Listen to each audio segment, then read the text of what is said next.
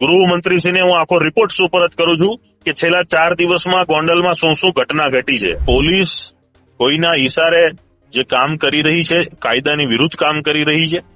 મારી એમને અંતિમ તક છે કે તમે કોઈ વ્યક્તિના ઈશારાથી કાર્ય ન કરો. જે વ્યક્તિ વિરુદ્ધ એફઆરઆઈ છે એની તમે ધરપકડ કરો. જે બંગલેથી જાતિ જેનો ઓર્ડર આવે છે એન્ડરનું પાલન કરવા વાળી વ્યક્તિને જે ઓર્ડર આપે છે એની બચાવવા પણ નહીં આવે. અમારી સાથે જોડાયેલા વ્યક્તિને ટાર્ગેટ કરશો તો પછી અમે પણ અમારી રીતે તમામ કાર્યવાહી કરવા ખૂબ રીતે સક્ષમ છીએ. અમારા કાર્યકર્તાને કોઈ પણ હાથ પણ અડાડશે તો એના પટ્ટા ઉતરશે ત્યાં સુધી અમે લડી લેશું.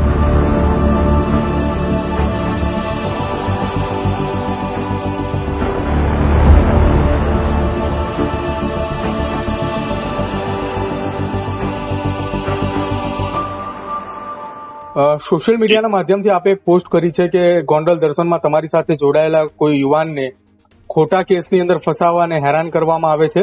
પોલીસને સુધારવા માટેની આપે અંતિમ તક આપી હોય એવું આપે લખ્યું છે. કયા યુવાન સામે અને કયા પ્રકારની ફરિયાદ દાખલ થઈ હતી? જે ગોંડલ પોલીસ સ્ટેશનમાં છેલ્લા 4-5 દિવસમાં અલગ અલગ ફરિયાદો દાખલ થઈ રહી છે અને એ ફરિયાદમાં જે વ્યક્તિનો રોલ છે એમાં મારો કોઈ વિરોધ પણ નથી. એ વ્યક્તિ સામે કાર્યવાહી થાય, પરંતુ એમાં પિયુષ રાદડિયાનું નામ ખોલવામાં આવ્યું કે જે વ્યક્તિ મારી સાથે ગોંડલ દર્શનમાં હતા અને એના અલગ અલગ ખોટા ગુનાઓમાં ફિટ કરી રહ્યા છે અને સાથોસાથ એના પર એવું દબાણ ઉભું કરવામાં આવી રહ્યું છે કે તું બીજા 10 વ્યક્તિઓના નામ ખોલ.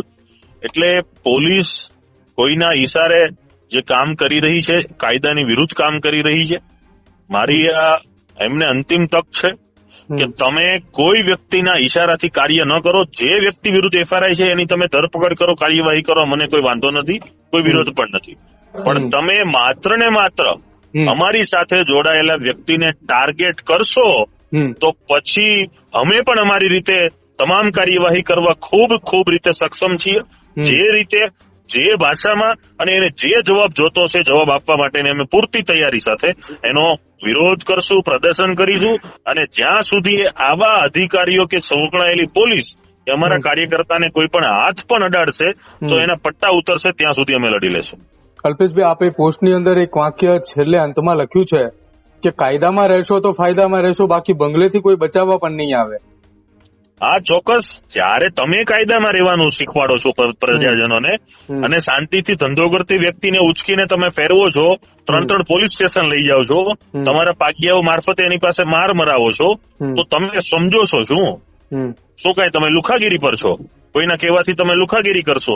એક પણ પોલીસના માણસે કોઈ પણ અમારી વિરુદ્ધના કરવામાં ક્યાંય પણ આડા ઉતરશે તો એને કોઈ પણ ભાષામાં છોડવામાં નહીં આવે. અને હું હજી પણ કહું છું કે જે બંગલેથી જાતિ જેનો ઓર્ડર આવે છે એન્ડરનું પાલન કરવા વાળી વ્યક્તિને જે ઓર્ડર આપે છે એની બચાવવા પણ નહીં આવે એવી મોકલી દેશું. એટલે તમે એવું આખી આ ઘટનાની અંદર સંદર્ભે તમે એવું કહેવા માંગો છો કે તમે જયારે 27 એપ્રિલના રોજ ગોંડલની મુલાકાતે ગયા હતા, એમાં ગોંડલના જેટલા લોકો તમારા સમર્થનમાં આવ્યા હતા, પાટીદાર સમાજના આગેવાનોના સમર્થનમાં આવ્યા હતા, જે પાટીદારોનો અવાજ દબાવતો હતા, એની સંદર્ભમાં તમે જે ત્યાં મુલાકાત માટે ગયા હતા ગોંડલની, એમાં તમારી સાથે ગોંડલના જેટલા લોકો હતા એને હવે વારંવાર ફસાવવાની કોશિશ કરવામાં આવી રહી છે, એમને દબાવવામાં આવી રહ્યા છે, એવું કહો છો આપ? જી, ચોક્કસ ફસાવવામાં આવે છે, દબાવવામાં આવે છે. ત્યાંની જે લોકલ ક્રાઇમ બ્રાન્ચની ટીમ છે, બીજી પણ ટીમો છે, બીજા પોલીસ સ્ટેશનની ટીમો છે, નિવેદનો છે, એમના ધંધા પર જે તપાસો તો એન પ્રકારે પણ ખોટી રીતે તમે જે આ તપાસને બતાવો છો, કોઈને ખુશ કરો, તમારી મોઢા ઉપર ખુશી નહીં હોય ત્યારે તમે જેને ખુશ કરવા માંગો છો એ વ્યક્તિ તમને બચાવવા નહીં આવે. અચ્છા, આખી આ ઘટનાની અંદર જયારે હવે પોલીસ, આપ એવું કહી રહ્યા છો કે તમારી સાથે જે હતા એ તમામની સામે કેસ કરી રહ્યા છે, જો આગામી સમયમાં એની ઉપર આપ એવું કહ્યું કે દબાણ લાવવામાં આવે છે, બીજા 10-11 જણાના નામ ખોલવામાં આવે છે, જો આગામી સમયમાં બીજા લોકોના નામ ખુલે છે તો આપ એવું માનો છો કે આગામી સમયની અંદર પોલીસને સપક આપવા માટે અથવા ન્યાયિક પ્રક્રિયાના ભાગરૂપે તમે પણ ફરીવાર ગોંડલ મુલાકાતે જશો? ગોંડલ તો હું ઘણી વખત મુલાકાતે જવાનો છું, પણ પોલીસ પાસે ખૂબ ઓછો સમય છે.